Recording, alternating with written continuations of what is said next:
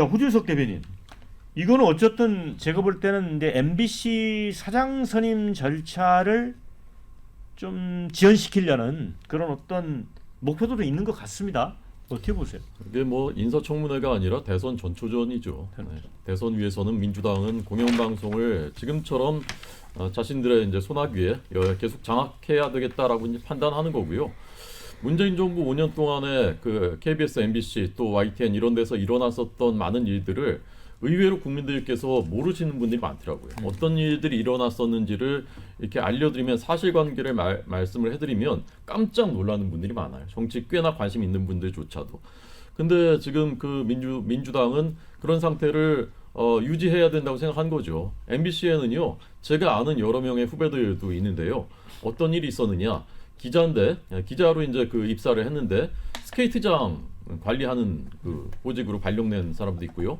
MBC 1층에 가면은 기념품 파는 가게 있습니다. 뭐 무한도전 이런 캐릭터 그 가게 큰 가게 있어요. 근데 기자인데 거기 지금 5년 넘게 계속 거기서 근무하고 있는 사람도 있습니다. 그런 일들이 벌어졌었던 겁니다. 제가 이제 YTN 출신이지 않습니까? 최근에 YTN 시청률이 많이 올랐다고 합니다. 그 전에 연합뉴스 TV라는 경쟁사보다 시청률이 뒤진 지가 굉장히 오래됐습니다. 고착화됐었습니다. 그게 왜? 시청자들께서 YTN이 편파 보도한다, 좌편향 방송이다라는 인식을 가진 지가 꽤나 오래됐습니다. 그런데 지금 이제 YTN 민영화 된 다음에 지금 방송 이제 저도 가끔 보는데 그냥 건조하게 해요. 중립적으로.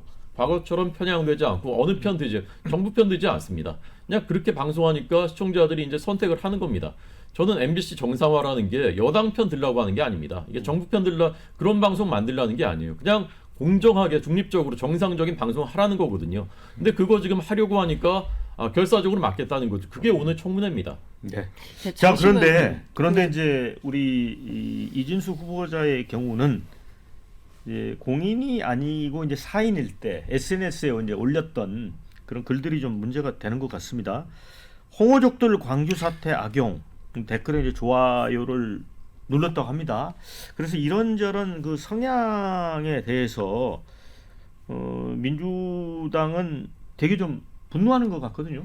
아니 그러니까 저는 이렇게 생각합니다. 일단 호준석 대변인 아까 뭐 스케이트장 뭐 기념품 판매점에서 일하고 이게 이명박 정부 때 언론노조 탄압할 때 있었던 일이고 이게 문재인 정부 때도 이런 일이 있었다는 건가요?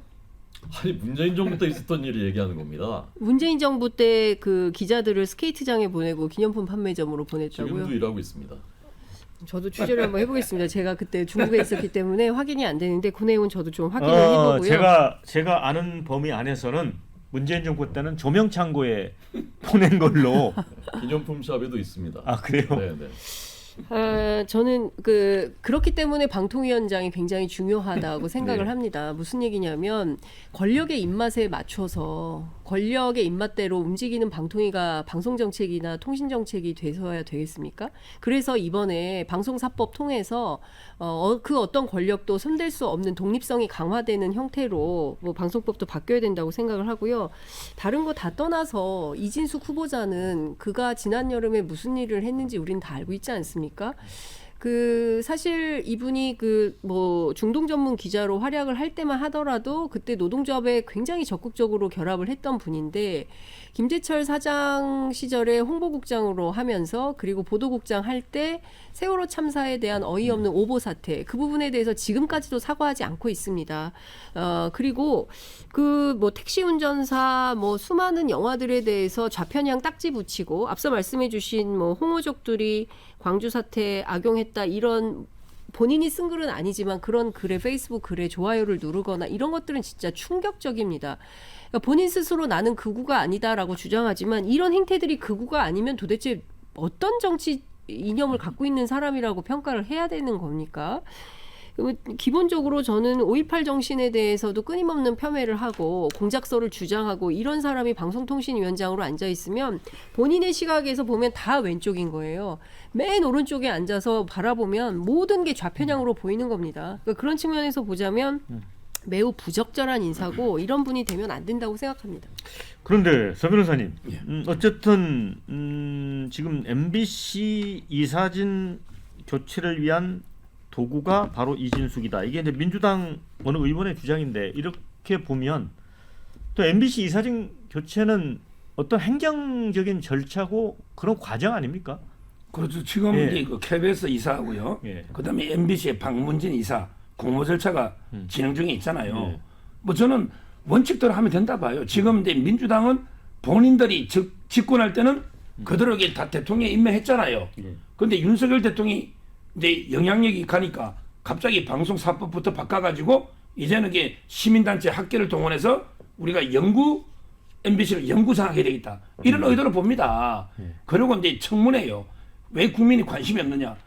청문도 하기 전에 탄핵부터 하겠다 했잖아요. 예.